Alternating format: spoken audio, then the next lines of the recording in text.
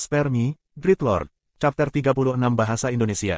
Lu Su tidak punya waktu untuk berdebat dengan Ye Lingling. Dia sedang merenungkan sisa 8.000 titik mara bahayanya. Bagaimana dia harus menggunakannya? Beli buah surgawi secara langsung. Sepertinya tidak ada kebutuhan untuk itu sekarang. Pelatihannya tidak dianggap lambat, jadi bahkan tanpa buah surgawi, dia perlahan membaik. Pada saat ini, dua manusia salju di taman telah meleleh menjadi dua tumpukan salju. Mereka tidak terlihat seperti sebelumnya, dan Lu Xiaoyu bahkan menyebutkan bahwa akan lebih baik jika ada salju lagi, sehingga mereka dapat membangun kembali kedua manusia salju itu. Dalam kegelapan ruangan, Lu Su tiba-tiba tersenyum. Dia sebelumnya punya pertanyaan. Lu Xiaoyu tidak memiliki metode pelatihan atau kultivasi kemampuan, jadi meskipun dia diberi buah penyegar, tidak ada cara untuk mengetahui apakah dia telah mencapai batas penggunaan buah. Tapi kalau dipikir-pikir sekarang, tidak ada salahnya, itu hanya untuk memperkuat tubuhnya dan meningkatkan kesehatannya. Lu Xiaoyu, bangun. Lu Su pergi untuk mengetuk pintu Lu Xiaoyu. Dari kesusahan Lu Xiaoyu, plus 399. Lu Xiaoyu membuka pintu dengan murung dan diam-diam menatap Lu Su. Lu Su mengeluarkan buah penyegar dan memberikannya kepada Lu Xiaoyu. Makanlah. Baru saat itulah ekspresi Lu Xiaoyu menjadi cerah, kembali ke kamarnya setelah menerima buah penyegar. Tidak lama kemudian, Lu Su mengetuk pintunya lagi, dan Lu Xiaoyu dengan kesal berseru, "Lu Su, apakah kamu melakukan ini dengan sengaja? Mengapa kamu tidak bisa memberikan semuanya dalam satu kesempatan? Apa yang kamu inginkan?" Dari kesusahan Lu Xiaoyu, plus 666. Hahaha, Lu Su menyerahkan sisa 7 buah penyegar kepada Lu Xiaoyu, lalu berjalan dengan susah payah ke dapur untuk memasak telur. Sekarang dia hanya memiliki sedikit lebih dari 1000 poin mara bahaya yang tersisa, tetapi dia masih merasa baik. Namun, dia tidak bisa terus mendapatkan poin kesusahan dari Lu Xiaoyu seperti itu, karena dia akan segera membalas dengan cara tertentu. Setelah memberi Lu Xiaoyu 8 buah penyegar, dia memperkirakan bahwa itu lebih dari cukup untuknya. Jika dia bisa menemukan beberapa metode untuk dia latih di masa depan, dia bisa melanjutkan penelitian dengan Lu Xiaoyu apakah dia harus makan lebih banyak buah-buahan yang menyegarkan. Setelah memakan buah penyegar, Lu Su merasa dan terlihat berbeda. Di masa lalu, dia hanya akan merasa lebih sehat setelah makan, tetapi kali ini makan sampai batasnya, bahkan tanda lahir di tubuhnya telah menghilang, dan kulit serta kulitnya juga membaik. Melihat langsung ke arahnya di cermin adalah apa yang tampak seperti remaja yang terlahir kembali. Perasaan ini luar biasa, siapa yang tidak ingin terlihat lebih baik? Dan setelah Lu Xiaoyu makan buah penyegar dan mandi, Lu Su tercengang. Lu Xiaoyu tampak jauh lebih halus dari sebelumnya, dan rasanya seperti mereka maju untuk menembus batas fisik umat manusia. Lu Su menatap Lu Xiaoyu, dan Lu Xiaoyu balas menatap. Dia tidak tahu dari mana buah-buahan ini berasal, tetapi dia mengerti bahwa itu pasti tidak datang dengan mudah. Kebanyakan orang akan menyimpan barang-barang bagus untuk diri mereka sendiri, tetapi Lu Su memberinya begitu banyak sekaligus. Apa ini? Lu Xiaoyu bertanya dengan tenang. Itu harus dianggap sebagai sesuatu yang meningkatkan bakatmu untuk kemampuan. Di masa depan, jika kamu bisa melatih dan mengembangkan keterampilan, kamu akan memahami penggunaannya, Lu Su menjelaskan. Bakat untuk kemampuan, Lu Xiaoyu berjalan ke meja makan dan menunggu sementara Lu Su memasak.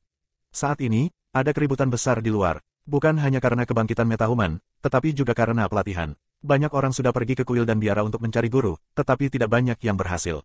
Beberapa dari tempat-tempat ini awalnya ditujukan untuk turis, tetapi sekarang mereka telah menutup pintunya untuk pengunjung. Berapa banyak bakat yang dibutuhkan? Bahkan jika dia tidak berlatih, Lu Xiaoyu ingin tahu. Dia tiba-tiba berkata, sebenarnya tidak perlu membuatku memakannya dengan terburu-buru. Lagi pula aku belum memulai pelatihan. Tidak apa-apa, kata Lu Su, setelah makan ini, kamu tidak akan jatuh sakit di masa depan. Ini juga hal yang baik. Lu Xiaoyu menganggukkan kepalanya. Dia tidak mengucapkan kata-kata terima kasih secara langsung, tetapi dia akan mengingat semua tindakan kebaikan ini dan mengingat orang ini dengan baik. Pada saat ini, Lu Su membawa makanannya, di mana pekerjaan yang kamu lakukan kemarin. Bawakan untuk aku periksa. Jangan berpikir bahwa kamu bisa bersantai setelah tahun baru. Bagaimana jika kamu tidak bisa mengikutinya? Beban kerja akademik di sekolah ketika kamu diterima di sekolah pada usia 16 tahun. Bahkan jika kamu bisa menjadi metahuman, kamu masih harus belajar. Bukan untuk membiarkan kamu belajar matematika atau tata kelola untuk kamu gunakan, tetapi untuk membangun keterampilan logis dan berpikir kamu. Ada perbedaan antara menjadi orang yang beradab dan tidak. Dari kesusahan Lu Xiaoyu, plus 67, Lu Xiaoyu tiba-tiba merasa bahwa orang ini tidak baik sama sekali. Dia dengan enggan kembali ke kamarnya untuk mengambil bukunya untuk Lu Su. Dia belum menyelesaikan pekerjaan yang diberikan kepadanya oleh Lu Su. Lu Su tidak berpikir bahwa nilai dan hasil sangat penting, tetapi proses pembelajaran sangat penting. Pagi ini, Lu Su tidak membiarkan Lu Xiaoyu mengikutinya untuk menjual telur, dan malah ingin dia belajar sendiri. Dia akan kembali di malam hari untuk menjelaskan padanya apapun yang dia tidak mengerti. Lu Xiaoyu bisa dianggap sebagai penduduk yang tidak terdaftar. Dia tidak akan memiliki rekening sendiri sampai dia berusia 16 tahun. Bahkan jika dia ingin pergi ke sekolah, Lu Su tidak memiliki kemampuan untuk mengirimnya, dan mereka juga tidak memiliki uang. Memikirkan hal ini, Lu Su merasa bahwa dia harus memikirkan cara untuk mendapatkan lebih banyak uang menggunakan hadiah spesialnya. Lu Xiaoyu tinggal di rumah, tidak belajar apapun atau berinteraksi dengan orang lain membuatnya merasa sedikit tertekan. Tapi Lu Xiaoyu, mirip dengannya, dalam hal dia juga agak eksentrik. Pergi ke sekolah tidak berarti dia bisa mendapatkan teman. Perbedaan di antara mereka adalah Lu Su suka sendirian dan dia merasa berinteraksi dengan orang-orang itu melelahkan. Adapun Lu Xiaoyu, dia merasa bahwa orang-orang seusianya terlalu bodoh dan tidak dewasa. Ketika Lu Su menutup tokonya untuk melapor ke sekolah, hari sudah larut. Dia menyeret barang-barangnya ke sekolah, dan begitu dia memasuki kelas, dia memperhatikan bahwa Liu Li tidak lagi bersemangat dan bersemangat ke arahnya, mungkin karena dia sudah menyerah padanya. Dia hanya tidak terbiasa dengan orang lain yang begitu hangat tanpa alasan. Mengapa orang begitu munafik? Karena mereka semua punya alasan untuk bersikap baik kepada seseorang. Semua orang terkejut melihat Lu Su membawa panci kecil dan bangku ke kelas bersamanya. Mereka tidak berharap Lu Su bangun untuk menjual telur bahkan setelah dipilih untuk kelas Daoyuan. Mungkin metahuman termiskin telah menyerah dan menerima posisinya sebagai cadangan. Bagi semua orang di kelas Daoyuan, dia hanyalah seorang metahuman cadangan. Lu Su awalnya dikagumi oleh orang lain, tapi sekarang kekaguman itu perlahan meredat, toh tidak ada yang bisa dikagumi tentang seseorang yang memasak telur. Bagaimanapun, Lu Su selalu berbeda di mata siswa lain. Spare me, Great Lord. Chapter 37 Bahasa Indonesia. Sejak Lu Su menyadari bahwa latihan hariannya adalah semacam kemampuan semi-otomatis, dia tidak pernah berhenti melakukannya. Dia tidak tahu apa yang berubah dalam nyala api di dalam hatinya dan hanya bisa menunggu dengan sabar. Selama pelajaran di hari itu, Lu Su tidak lagi tertidur tetapi lebih peduli tentang berita dunia dan yang menarik muncul hari ini. Di negara lain, seorang anggota sel teroris telah membangunkan dan membunuh 2 orang, tetapi dia kemudian dibunuh oleh 3 metahuman lain yang kebetulan ada di sana. Hebatnya, orang-orang ini tidak peduli dengan fakta bahwa ada penonton. Meskipun kredibilitas berita ini tidak diketahui dan situs web Yayasan Emas tampaknya tidak memiliki pembaruan tentang ini, tetapi jika itu benar-benar terjadi, itu berarti bahwa para metahuman di negara lain telah mulai menggunakan kemampuan mereka secara terbuka. Berita semacam ini sebelumnya tidak pernah terdengar dan sangat menarik. Lu Su tidak memiliki sumber informasi yang dapat dipercaya dan hanya dapat mengamati dan menyimpulkan situasi dunia melalui berita yang meragukan ini. Dia tiba-tiba mendapat inspirasi bahwa jika situs web resmi dapat mengunggah berita harian tentang metahuman, ini dapat mendidik semua orang tentang apa yang terjadi di semua bagian di seluruh dunia. Tetapi betapapun berartinya ini, jika situs web semacam itu dibuat, biaya iklan yang diterima akan sangat besar.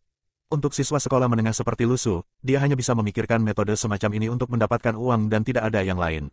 Tapi siapa yang cukup mampu untuk melakukan ini? Ini membutuhkan seseorang yang memiliki koneksi dan akses ke banyak berita yang sedang berlangsung. Media negara lain sudah mulai menyiarkan berita tentang metahuman tetapi secara lokal, tidak ada apa-apa. Sepertinya setiap negara memiliki batasan dan sensor yang berbeda. Pada hari itu, Lu Su ingin mengacaukan beberapa siswa untuk menghasilkan poin kesulitan tetapi tidak pernah mendapat kesempatan itu. Dia telah mendapatkan terlalu banyak sehari sebelumnya, menyebabkan semua orang masih dalam suasana hati yang buruk. Bahkan Ye Lingling merajuk di kursinya dan tidak mengeluarkan mulutnya seperti biasanya. Para siswa yang tidak berhasil masuk ke kelas Daoyuan semuanya tampak putus asa. Lagi pula, melihat siswa lain diberi kesempatan untuk menjadi seseorang yang luar biasa sementara mereka harus belajar keras untuk ujian telah membuat mereka merasa tidak enak. Lu Su merasa bahwa dia harus melakukan sesuatu untuk mengangkat suasana. Remaja tidak boleh begitu murung setiap hari. Jadi dia mengirim pesan ke obrolan grup kelas, kemarin, aku melihat seorang metahuman dan kekuatannya bisa berguna untuk kita semua. Rahasianya adalah, dengan kekuatan bala, Sol Shaluo, iblis kecil, mengubah. Teman sekelas yang melihat pesan ini kehilangan kata-kata.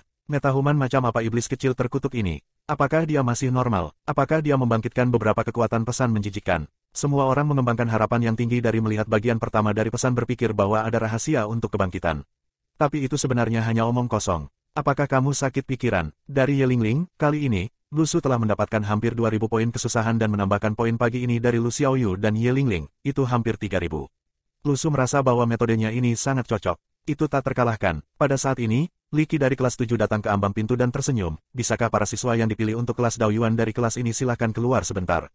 Semua orang mulai bertukar kontak mata memikirkan apa yang bisa terjadi. Apa yang diinginkan Li Qi dari mereka. Sudah menjadi rahasia umum siapa yang dipilih untuk kelas Daoyuan tetapi hanya Li Qi yang benar-benar metahuman. Dia berbicara dengan percaya diri dan di masa lalu, Li Qi sudah menjadi siswa terkenal yang dikenal berada di geng dan terlibat dalam segala macam masalah. Di masa depan, kamu akan berpikir bahwa orang-orang ini adalah sampah masyarakat yang tidak mampu mencari nafkah atau membuat nama untuk diri mereka sendiri. Tapi sampai sekarang, ada semacam karisma bagi mereka. Remaja umumnya lebih berpikiran sederhana dan lebih suka metode langsung dan kekerasan dalam menangani masalah. Kekerasan telah menjadi masalah yang berkembang di sekolah dan ini karena siswa kurang disiplin dan masih belum dewasa, berpikir bahwa melakukan hal itu akan membuat mereka tampak kuat. Ekspresi wajah Liu Li berubah. Dia belum pernah diperintah seperti ini sebelumnya dan sepertinya Li Qi akan menghajar mereka. Inilah yang dilakukan gangster di sekolah. Siapa dan siapa tolong keluar sebentar, dan mereka akan menyeret mereka ke toilet untuk memukuli mereka. Lu Su tidak terlalu keberatan. Pada saat itu, kekuatannya telah jauh melampaui Li Qi setelah menerangi bintang kelima. Dan ada desas-desus bahwa Li Qi bahkan tidak bisa menulis dengan benar setelah dia bangun, yang berarti dia tidak memiliki kendali atas kekuatannya. Tapi Lu Su tidak pernah mempermasalahkan hal ini, karena bisa mengendalikan kekuatannya sesuka hati. Dengan ini sebagai cadangan, Lu Su tidak peduli jika Li Qi ingin mencari kesalahannya dan itu adalah kesempatan bagus baginya untuk mengamati metahuman lain dari dekat. Sementara Liu Li, Yuan Lingqi, dan Li Qingyu masih memikirkan apa yang harus dilakukan, Lu Su sudah keluar. Untuk beberapa alasan, Li Qi selalu berpikir bahwa cara Lu Su bertindak mencurigakan. Saat yang lain mengikuti dan keluar, Li Qi bersandar ke dinding dan mencibir, kami semua adalah bagian dari kelas Daoyuan. Kalian mungkin tidak sadar tetapi persentase siswa dari sekolah kami di kelas Daoyuan bahkan tidak 5%. Jadi kita semua harus membentuk geng. Tambahkan aku di WeChat dan aku akan membuat grup nanti. Lu Su hampir tertawa terbahak-bahak. Orang ini sama seperti Liu Li. Tapi dia memiliki ambisi yang lebih besar untuk mempertimbangkan sekolah secara keseluruhan sementara Liu Li hanya membatasi dirinya pada batas-batas kelas mereka. Lu Su mengira bahwa kelas Daoyuan sebenarnya tidak terlalu rumit. Tetapi untuk membuat geng, apakah jas hitam akan membiarkan itu terjadi? Mereka sudah dicap sebagai makhluk tidak stabil, dan jika sebuah geng mulai terbentuk, tidak ada hal baik yang akan terjadi. Lu Su juga berpikir bahwa Liu Li akan menyerah pada kehebatan Li Qi karena dia adalah seorang metahuman yang sebenarnya tetapi Liu Li hanya berbalik dan pergi. Hal tentang membentuk geng, mari kita lupakan saja. Li Qi tersenyum dan tidak menjawab tetapi menoleh ke Yuan Lingqi dan Li Qingyu, bagaimana dengan kalian? Lu Su baik-baik saja dengan itu. Geng, baginya, adalah semakin meriah. Setelah bergabung dengan geng, dia dapat menambahkan orang yang baru ditemui di grup obrolan dan itu berarti lebih banyak orang akan melihat pesannya.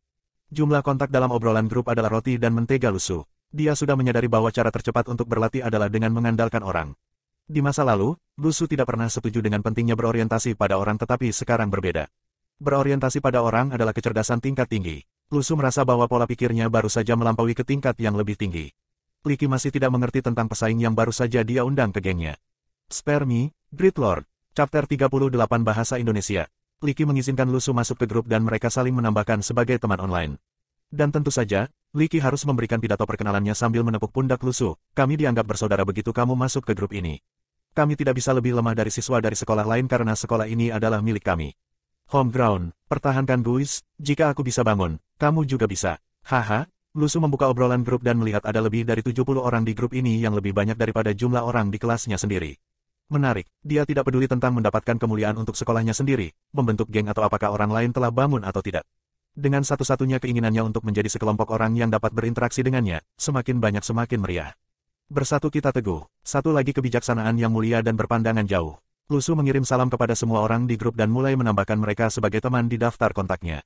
Li Qi senang menyaksikan bahwa teman sekelasnya ini sangat ramah. Sebenarnya, Lu Su cukup terkenal di sekolah karena keadaannya dan tidak perlu dikatakan lagi, siswa lain di sekolah lain yang menjual telur di luar pintu masuk utama mereka pasti akan terkenal juga.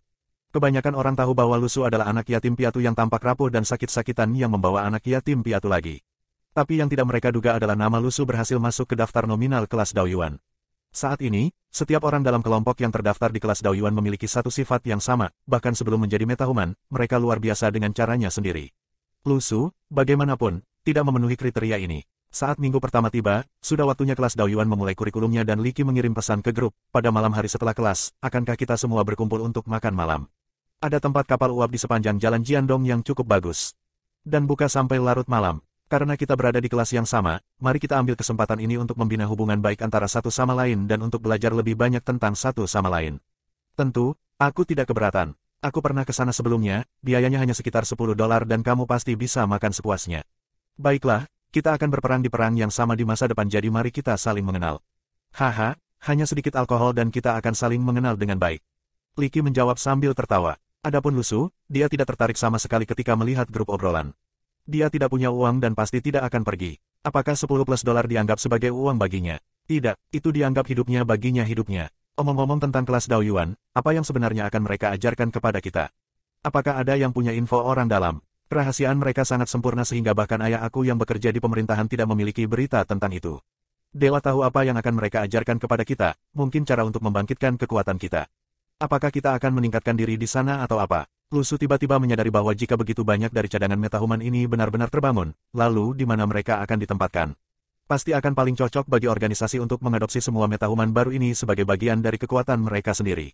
Dia tidak bergabung dalam diskusi tetapi menemukan bahwa siswa perempuan kelas tetangga adalah bagian dari grup ini juga saat dia menambahkan kontak baru itu sebagai teman-temannya. Setelah menambahkannya sebagai teman, dia bahkan mengirim wajah tersenyum padanya. Pada akhirnya, dia hanya membaca pesan dan tidak membalas sama sekali. Cek-cek, Sangat tidak ramah. Hari itu, Lusu merasa bahwa kepribadiannya mungkin bisa lebih tertutup daripada yang lain dan itulah sebabnya dia mengamati dengan tenang dari pinggir saat semua orang membuat keributan di grup obrolan. Ya, dengan tenang. Pada saat itu, Lusu mengakui bahwa gadis ini mungkin bisa lebih cerdas daripada Liki karena dia menyembunyikan dirinya di dalam barisan cadangan. Lusu menebak bahwa dia mungkin satu-satunya di seluruh sekolah yang tahu bahwa dia sudah bangun. Dan untuk dirinya sendiri, Lu Xiaoyu adalah satu-satunya yang tahu tentang dia. Ada banyak wajah baru di sekolah sejak sore ini. Mereka semua adalah siswa yang berada di sini bersama orang tua mereka untuk melakukan prosedur pemindahan karena mereka yang terpilih untuk bergabung dengan kelas Daoyuan harus terdaftar di sekolah ini. Tepat setelah kelas, Lusu sedang melihat ke pagar di koridor menuju kerumunan orang. Kerumunan terlalu berantakan dan dia tidak bisa mendeteksi gelombang kekuatan apapun yang dipancarkan dari murid pindahan manapun. Sepertinya bahkan jika ada mereka yang sudah terbangun dalam kelompok siswa pindahan itu, jumlahnya tidak banyak. Ada beberapa siswa pindahan yang diatur untuk bergabung dengan setiap kelas dan hanya untuk kelas Lusu, ada 11 dari mereka. Pendaftar kelas Daoyuan di seluruh kota telah berkumpul di Sekolah Internasional Luocheng dan rata-rata, setiap kelas harus menerima cukup banyak siswa pindahan. Lusu menyadari bahwa semua orang yang pindah ke kelasnya tampak agak energik. Dan di antara mereka ada mahasiswi kurus yang terlihat sangat bagus dengan rambut pendeknya dan penampilan berdarah campurannya. Pilihan pakaiannya sedikit tomboy dan dia memiliki aura kesejukan di sekelilingnya. Tetapi beberapa pria lebih menyukai tipe cewek ini dan ada semua tipe cewek di luar sana untuk setiap jenis preferensi. Karena ada siswa baru yang masuk, mereka harus mengatur ulang denah tempat duduk. Ye Lingling tiba-tiba menjadi gelisah dan selama seluruh proses, sangat meminta untuk berpindah tempat untuk menghindari meja dengan Lusu. Dia takut Lusu akan mengeluarkan yang terburuk dalam dirinya. Tepat pada saat ini, gadis berdarah campuran itu dipilih oleh Si Qingyan untuk duduk di samping Lusu dan banyak orang di kelas menatapnya dengan tatapan iri. Lusu terkejut mengetahui bahwa gadis ini, ketika berdiri tegak, hanya sedikit lebih pendek darinya. Dan untuk informasi kamu, Lusu tingginya 180 cm. Gadis ini agak sopan saat dia duduk dan tersenyum pada Lusu, "Selamat siang." Seberapa baik, Lusu tanpa sadar menembaknya. Pria ini tidak membeda-bedakan siapa dia yang sinis juga, baik itu jenis kelamin, usia, atau penampilan. Pihak lain terperangah. Deski barunya tidak mengikuti urutan logis. Bagaimana dia harus membalasnya, bagaimana dia bisa tahu betapa baiknya hari itu. Dari kesusahan Jiang Sui, plus 27.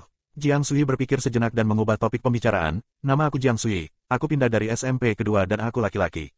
Kali ini, giliran Lusu yang tercengang. Dia merasa bahwa jika dia bisa menyerap poin kesusahannya sendiri, dia mungkin akan bisa menebus seluruh buah surgawi darinya. Lusu memeriksa tenggorokan pihak lain dan melihat bahwa dia benar-benar memiliki jakun. Ya dewa, Lusu tidak punya kekuatan untuk memprotes. Tidak heran kalau, gadis itu hampir setinggi dia, jadi dia sebenarnya seorang pria. Pihak lain bahkan secara khusus menyatakan jenis kelaminnya yang berarti dia sering disalahpahami oleh orang lain. Setelah melihat jakunnya, dia terus memindai ke bawah. Datar, dari kesusahan Jiang Sui, plus 189. Situasinya sangat canggung saat tatapannya ke bawah ditangkap oleh pihak lain dan Lusu mengeluarkan 2 batu paksa sebelum tetap diam. Di malam hari, Si Qingyan memasuki kelas dan memberi geng Lusu dan Liuli yang terdiri dari 4 orang, termasuk 11 siswa yang baru dipindahkan, masing-masing kartu pas yang dapat dikenakan di leher. Dia kemudian memberitahu mereka semua bahwa mereka membutuhkan izin ini untuk masuk ke sekolah setelah pukul 18.30. Setelah kelas berakhir, semua guru formulir berdiri di luar kelas mereka dan memastikan tidak ada siswa yang tertinggal, mengosongkan semua ruang kelas. Bahkan permainan bola basket tidak diperbolehkan di halaman dan semua orang harus pulang. Selanjutnya, halaman sekolah dipenuhi dengan banyak petugas keamanan yang tampak kokoh yang mengordinasikan pembersihan sekolah. Lusu tidak bisa menahan diri untuk tidak menghela nafas. Pekerjaan mereka dilaksanakan dengan saksama dan ketika Lusu meninggalkan sekolah, dia melihat dengan matanya sendiri bahwa petugas keamanan ini membersihkan setiap kelas tanpa melewatkan satupun. Ada hampir 100 orang ini dan dinas keamanan ini bukanlah sesuatu yang bisa dibeli oleh sekolah. Kelas akan berakhir pukul 6 sore sementara kelas Daoyuan akan dimulai pukul 7. Karena itu, Lusu bergegas pulang untuk menyiapkan makan malam untuk Lu Xiaoyu dan dalam prosesnya, menginstruksikan dia untuk fokus pada pelajarannya. Setelah menyiapkan makan malam, Lusu menemukan bahwa pakaian yang dia ganti dari kemarin dicuci dan digantung di beranda, menyebabkan dia merasa sedikit bahagia di dalam. Spare me, Great Lord. Chapter 39 Bahasa Indonesia. Di malam hari, Lusu harus menunjukkan kartu pelajarnya untuk masuk ke sekolah. Siang hari sangat singkat selama musim dingin dan pada pukul 7 malam, langit sudah gelap gulita. Lusu menyadari bahwa sekolah masih sangat ramai. Siswa dari berbagai sekolah berkumpul di sini dan mereka berjumlah hampir 2.000 orang, dan dia bertanya-tanya apakah gedung musik bahkan mampu menampung mereka semua. Gedung musik setinggi 7 lantai dan setiap lantai memiliki 4 ruang kelas. Ini berarti setiap kelas memiliki sekitar 100 orang. Bahkan setelah melepas meja dan kursi, apakah ada cukup ruang untuk semua orang duduk?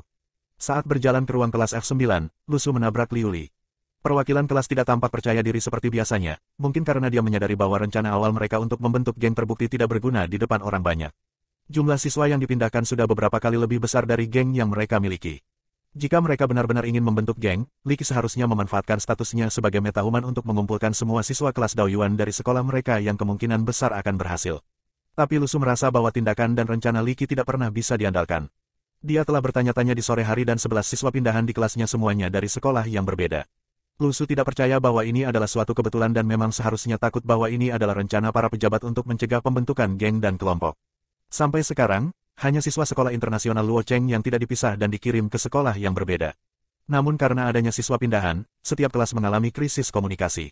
Jika ini masalahnya, rencana Li Qi akan gagal. Tapi ini diharapkan, organisasi mereka telah melalui perencanaan terperinci untuk menyiapkan program ini dan mengumpulkan semua metahuman potensial ini di satu tempat. Ini akan menjadi penghinaan jika mereka dengan mudah kewalahan dan diakali oleh sekelompok siswa sekolah menengah. Berbicara secara logis, Lu Su merasa bahwa di kelas Daoyuan ini, informasi yang dapat diberikannya jauh lebih penting. Satu kota sudah memiliki hampir 2.000 metahuman potensial. Berapa banyak yang akan ada di seluruh negeri? Mungkin beberapa juta. Lu Su tidak menyelidiki lebih jauh tetapi dia tahu apa yang harus dia lakukan untuk mempertahankan posisinya di dunia ini dan untuk melindungi dirinya sendiri dan Lu Xiaoyu menjadi lebih kuat. Apa gunanya hidup jika dia membawa Lu Xiaoyu keluar suatu hari dan seorang metahuman datang dan membunuh mereka? Lu Su juga telah mengkonfirmasi bahwa tidak ada orang lain yang memancarkan gelombang aura dan dengan demikian, dibandingkan dengan semua siswa seusianya, dia jelas berada di depan dalam hal kemajuan. Kecuali seseorang terbangun menjadi metahuman kelas E. Tidak jelas bagaimana kelas-kelas ini dialokasikan. Lu Su akhirnya menemukan ruang kelas F9 yang terletak di lantai pertama gedung musik. Ini nyaman baginya untuk melakukan perjalanan pulang. Saat dia memasuki kelas, guru kelas sudah menunggu dan interior kelas mengejutkan Lu Su. Semua kursi dan meja disingkirkan dan diganti dengan alas lantai. Hal ini membuat ruang kelas tampak jauh lebih luas. Menggunakan alas lantai sebagai ganti meja dan kursi, ini bisa memungkinkan bahkan 100 orang untuk diakomodasi di sini. Melihat desain ruang kelas, semua orang telah mengkonfirmasi bahwa kelas Daoyuan ini bertujuan untuk benar-benar mengajari mereka metode kebangkitan. Bagaimana lagi kamu bisa menemukan sekolah hari ini yang masih menggunakan tikar? Omong-omong, Lu Su dan yang lainnya tidak tahu kapan alas lantai ini dibawa ke sini. Lu Su berpikir bahwa karena kelas itu bernama Daoyuan, dapatkah itu mengajarkan cara-cara Dao? Mungkinkah itu semacam meditasi? Sepertinya pendeta menghirup dan menghembuskan awan di atas gunung yang ditampilkan di situs web Yayasan Emas itu nyata dan dia sudah mencapai kelas D, yang berarti dia bisa menghindari serangan dari senjata modern. Seberapa cepat dia bisa bergerak dan seberapa cepat reaksinya untuk melakukan ini. Tapi Lu Su sudah memiliki cara latihannya sendiri yang berbeda dengan cara Dao. Jika melatih cara-cara Dao tidak akan berhasil untuknya, apa gunanya menghadiri kelas Daoyuan? Tapi dia hanya bisa memutuskan setelah melihat sendiri pelatihan yang sebenarnya. Jika kelas Daoyuan akan mengajarkan semua hal itu, bagaimana jas hitam berencana untuk merahasiakan pelajaran? Jika spekulasinya benar, mereka pasti berencana memproduksi metahuman secara massal. Dalam kelompok siswa, dimungkinkan untuk membuat satu siswa tidak menumpahkan kacang tetapi tidak semuanya. Semua siswa sudah berada di kelas masing-masing dan bahkan Liu Li yang ambisius yang bertujuan untuk menjadi yang teratas di kelas Daoyuan sudah melunak. Terkadang, orang tidak mengerti pepatah, selalu ada seseorang yang lebih baik. Mungkin karena dia pernah menjadi pemimpin di sekolah internasional Luo Cheng tetapi sekarang para pemimpin dari sekolah lain berkumpul di sini, orang-orang seperti dia telah menjadi norma dan faktanya, ada orang yang jauh lebih berbakat. Si Fei menutup pintu kelas di belakangnya dan tersenyum memperkenalkan dirinya, nama aku Si Fei dan semua orang di sini harus dapat mengenali aku karena aku telah berkeliling dan kehilangan suara aku dari berbicara dengan kalian semua. Aku akan menyerahkan keluarkan beberapa kertas sekarang dan kalian semua akan diminta untuk menandatangani dan membubuhkan cap jempol kalian di atasnya. Saat berbicara, Si Fei mulai membagikan kertas dan judulnya adalah Kerahasiaan Kelas Daoyuan. Isi kertas menyoroti kerahasiaan isi kelas Daoyuan dan jika dilanggar, mereka harus menghadapi tuntutan dari pengadilan militer. Lu Su belum pernah menemukan hal seperti itu dan tidak bisa memastikan keabsahannya. Tetapi meskipun dia tidak benar-benar memahami isinya, satu hal yang dia mengerti adalah bahwa konsekuensi dari melanggar kerahasiaan sangat parah. Namun, Lu Su merasa bahwa para pejabat tidak berharap untuk menutup mulut begitu banyak hanya dengan selembar kertas. Pasti ada yang lebih, kan? Mengapa program ini dibuat? Aku yakin beberapa dari kamu memiliki beberapa tebakan sehingga orang-orang ini dapat berbagi pemikiran mereka. Si Fei memiliki senyum manis dan memberi kesan yang sangat mudah didekati orang lain. Liu Li mengangkat tangannya dan Si Fei menunjuk ke arahnya, kamu boleh berbicara. Pelajari cara Dao, Liu Li menjawab. Si Fei mengangguk. Ini adalah jawaban dasar. Pekerjaan menjaga kerahasiaan informasi berjalan cukup lancar sampai sekarang, tetapi ini adalah masyarakat manusia dan tidak mungkin untuk sepenuhnya mematikan sekelompok besar siswa dari seluruh dunia. Organisasi juga telah memikirkan hal ini dan meskipun mereka dapat memilih siswa berdasarkan serangkaian persyaratan mereka sendiri sekarang, diberikan beberapa waktu, berbagai pejabat akan mulai menarik tali dan mempengaruhi seleksi untuk memberi manfaat bagi anak-anak mereka sendiri. Siapa yang tahu berapa lama situasi ini bisa dipertahankan? Akhirnya, terlepas dari bakat siswa tersebut, para pejabat tinggi akan menemukan ide untuk mendaftarkan anak-anak mereka ke kelas Daoyuan. Sebelum program ini membuktikan pengaruhnya, mengapa tidak memperlakukannya sebagai bentuk kelas rekreasi, seperti belajar bermain piano atau seni bela diri, mereka semua akan memiliki beberapa bentuk manfaat jangka panjang bukan? Spare Me, Great Lord. Chapter 40 Bahasa Indonesia. Dalam periode waktu mendatang, aku akan membimbing semua orang dalam hal belajar tentang aspek teoritis pelatihan, tetapi tidak perlu gugup. Itu hanya beberapa pengetahuan dasar, jelas si Fei, sepertinya masalah utamanya adalah di sini, isi pelajaran kelas Daoyuan. Namun, melihat cara si Fei berbicara, sepertinya mereka tidak akan mempelajari metode kebangkitan, tetapi pendekatan lain yang lebih lembut dan halus untuk meningkat. Lu Su merasa ini lebih masuk akal. Ini memperpanjang rentang waktu dan memberi semua orang lebih banyak ruang untuk berpikir. Akankah beberapa siswa dieliminasi dalam periode waktu ini? Ini tidak sepenuhnya mustahil, dan hanya mengajarkan keterampilan penting setelah membangun semangat tim dan pendidikan budaya sepertinya merupakan metode yang baik. Lu Su acuh tak acuh. Jika mereka memang memberikan keterampilan yang lebih tinggi kepada mereka dengan segera, itu tidak akan terlalu dapat diandalkan atau dapat dipercaya. Si Fei bertanya lagi, apakah ada yang tahu bagaimana kami memilihmu? Kali ini, tidak ada yang bisa menebak jawabannya. Setiap orang memiliki pertanyaan ini di benak mereka, bagaimana mereka dipilih. Sebelumnya, setiap orang telah diambil darahnya selama pemeriksaan kesehatan. Daftar nama kelas Daoyuan segera dirilis, jadi semua orang hanya tahu bahwa itu ada hubungannya dengan pemeriksaan dan pengambilan darah. Tapi tidak ada yang tahu detail spesifiknya. Si Fei memandang para siswa yang terdiam, dan tersenyum sedikit, ada yang tahu paduan natrium dan kalium. Kamu mungkin belum mempelajari ini di sekolah menengah. Biarkan aku mengajukan pertanyaan yang lebih sederhana, apa itu natrium? Dapatkah siswa ini menjawab pertanyaan itu? Si Fei menunjuk siswa di belakang Liu Li, yang kebetulan adalah Lu Su. Apa itu natrium? Pertanyaan ini begitu tiba-tiba, apa hubungannya dengan ini? Mengapa Lu Su belajar bahasa dan sastra? Logikanya, dia melakukan dengan sangat baik dalam matematika dan mungkin bisa melakukannya dengan baik untuk sains. Tapi dia sangat membenci fisika dan kimia, sehingga dia memilih untuk belajar bahasa dan sastra. Lu Su menggigit peluru dan bertanya, natrium. Natrium adalah jalan surgawi yang mistis. Dari kesusahan si Fei, plus 357. Si Fei menunjukkan tanda-tanda kebingungan. Jawaban itu sama sekali tidak diharapkan, dia mengira para siswa ini akan mengatakan natrium adalah jenis unsur kimia. Dia juga berpikir bahwa siswa ini mungkin mengatakan bahwa natrium tidak akan ada di bumi secara alami, karena natrium akan teroksidasi di udara dengan cepat, dan bereaksi kuat dengan air, dan hanya bisa ada sebagai senyawa. Dia tidak pernah berpikir bahwa seseorang akan mengatakan, natrium adalah jalan surgawi mistis. Pikiran kamu agak eksentrik dan kreatif. Siswa ini, duduklah, si Fei menarik napas dan melanjutkan, natrium adalah unsur kimia, dan paduan natrium dan kalium, setelah menstabilkan dalam keadaan cair, dapat digunakan dalam reaktor neutron cepat sebagai bahan yang efektif. Lebih dingin, tentu saja, itu juga merupakan agen termal dalam reaktor nuklir, dan paduan natrium dan kalium lebih berbahaya dan harus disimpan dalam gas inert.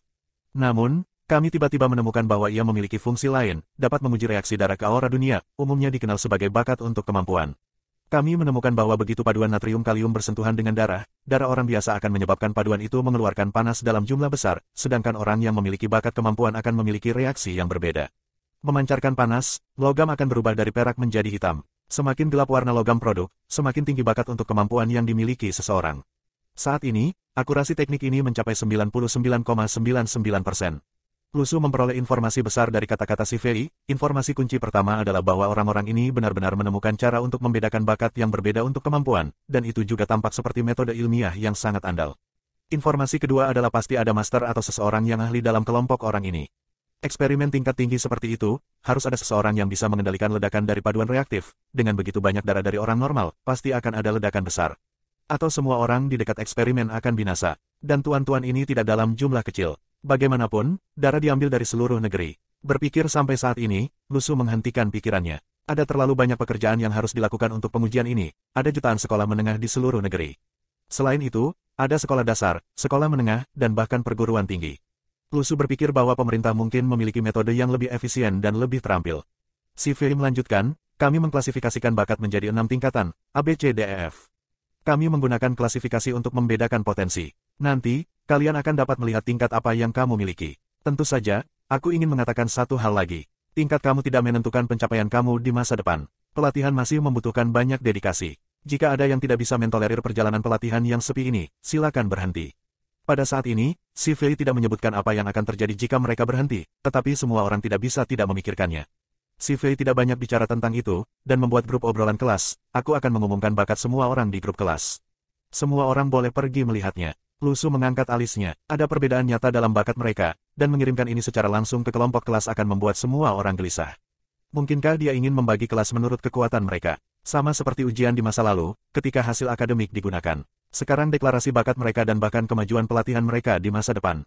Ini untuk memaksa semua orang untuk meningkatkan. Sepertinya pemerintah tenang dan tenang dalam menangani masalah ini, tetapi ini tidak berarti mereka baik. Melihat si Fei mengirim dokumen di grup obrolan, semua orang segera membukanya, penasaran untuk mengetahui bakat mereka sendiri. Jika mereka bisa memiliki bakat tingkat A, bukankah itu berarti pelatihan mereka akan jauh lebih mudah di masa depan? Beberapa wajah mereka berubah ketika mereka membuka dokumen itu.